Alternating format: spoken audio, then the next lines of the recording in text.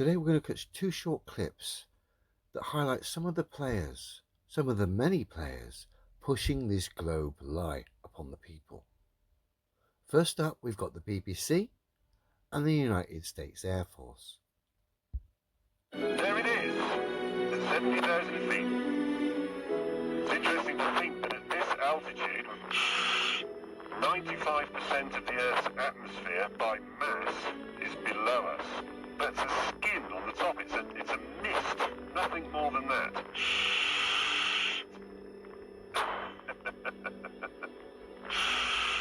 This is madness. Is there anybody else up here? Presumably not. So I think it's fair to say the only people higher than us at the moment are the people in the International Space Station.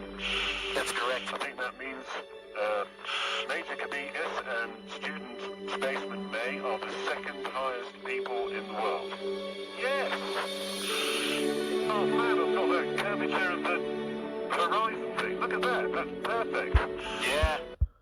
And there we've got James May and the BBC in an American U-2 spy plane, citing curvature of the Earth there on our screens. Bear with me. And now we've got this clip involving NASA and Russia, filmed supposedly from the American Space Shuttle, showing the Mir space station orbiting the globe Earth. Let's have a quick look. Down to the ground, and this particular view is as the Mir passes through the horizon, approaching the terminator, and no, it is not a model. We saw it with our own eyes, and that's what it was, and it was outstandingly beautiful with the backlit view, and something that I will always treasure in my mind. And every Airfix model enthusiast as well, me old mate. The footage is terrible in itself, blatantly a model, even our mate there getting all defensive about it. But what makes it even worse is when I blend an image from this footage involving NASA and Russia to the image from the previous video of the BBC and the United States Air Force citing curvature from the U-2 spy plane, we see the obvious problem. And as you can see, when I blended the two together, we see exactly the same amount of supposed curvature. One was cited by the BBC and the United States Air Force from the U-2 spy plane, the other from NASA and Russia,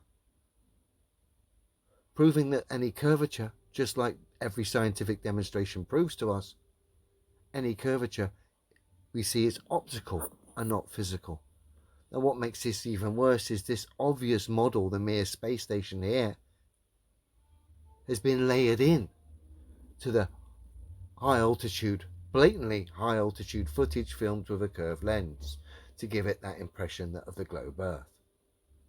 So you've had the BBC, the United States Air Force, NASA and Russia both citing curvature here. Problem is, their curvature matches, but at ridiculously different heights. U-2 70,000 feet, the Mir space station and space shuttle between 150 and 200 miles up supposedly. Because we know it's optical and not physical, because there wouldn't be the same amount of curve between the 2 points of reference, we're not seeing any bending or warping in this obvious model of the Mir space station, proving that the Mir space station model obviously has been layered in to this high altitude footage filmed with a lens that's curved to give it the impression that the Earth is curved, which of course we all know scientifically impossible anyway, but we've just exposed them here by comparing their own claims, blending it together and highlighting the obvious problem. There is no demonstrable science. My three fundamentals highlight the absurdity of the globe, and those three fundamentals can be tested and verified by all. They get away with this with high altitude footage, and then in the old days they would layer in models. In more modern times they layer in CGI and other things. They use space underwater props and various other techniques as well. But this is why the likes of NASA still to this day have really, really old spy planes. Let me show you. Here I'm at NASA's website showing the WB-57 which essentially is an old 1949 aircraft, which is an old high altitude reconnaissance aircraft, which NASA still use to this day. Again, making it rather obvious. They've also got the U-2, which I've highlighted as well. 2 seconds. NASA have been using the old U-2 spy planes since 1971. Bearing in mind, the U-2 was supposed to have been phased out in 1969 because of satellites and the SR-71. But NASA actually acquired U-2s in 71 when they were supposed to have been retired. So they've got U-2s, which they still fly to this day under the name of the ER-2 aircraft now, which is a more modern, updated version of the U-2.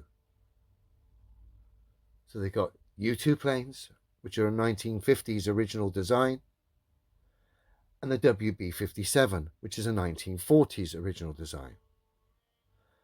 The reason they've got these planes is to give you your high altitude tests, give you high altitude photography with a curved lens, to then add in the old days models and in the modern days CGI and other bits and pieces to get you hopefully to believe in things that are scientifically impossible. The globe. No practical references, nothing. The only thing I stand by on this channel are real science that can be tested and verified by all. Large standing bodies of water cannot display convexity upon its surface. Tower cranes don't have the ability to be dead still and plumb whilst doing ludicrous speeds in all different directions. And you can't have an air pressure system next to a vacuum without solid separation. All demonstrable scientific facts tested and verified by all.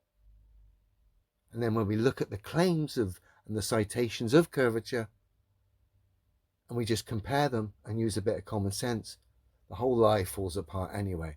Shouldn't be difficult. They're just citing Airfix style space station models as somehow proof. Even matey trying to sell that tosh was embarrassed by it and had to mention the fact that it looked like a model and was very, very touchy about it. It's obvious. If you can't see it, I'm afraid that is on you. You need to address and deal with that. I'll be here to welcome you with open arms when you get it. But until then, I'm not going to entertain your space fantasies or your love of scientifically impossible globe Earths. I'm just not. Simply, I stand by the things that are tested and verified by all. That's it. All the best, everyone. Cheers.